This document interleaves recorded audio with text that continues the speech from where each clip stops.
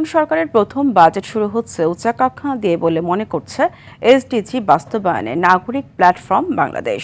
সকালে রাজধানীর গুলশানের একটি হোটেলে জাতীয় বাজেট 2026-27 রাজনৈতিক প্রতিশ্রুতি ও নাগরিক প্রত্যাশা বিষয়ক এক প্রাক বাজেট আলোচনায় এমন মন্তব্য করা হয়।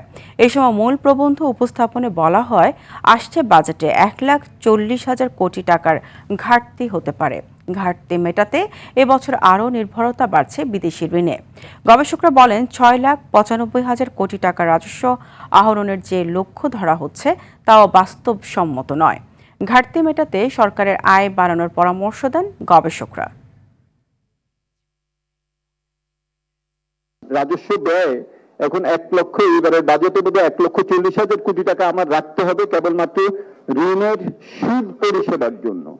সো এটা তো একটা বিরাট ঝুঁকি কিন্তু আমাদের সৃষ্টি করছে। টাফ চয়েস সরকারকে নিতে হবে এবং সেই ক্ষেত্রে সরকারের উৎকর্ষতা দুটো জায়গা থেকে তারা আসলে কতখানি সফল হবেন এটা বিবেচনার জন্য। একটা হলো যেই আহরণ করবেন সম্পদ বা যেই ব্যয়টা করবেন সেটার উৎকর্ষতা বাড়ানো যায় কিনা।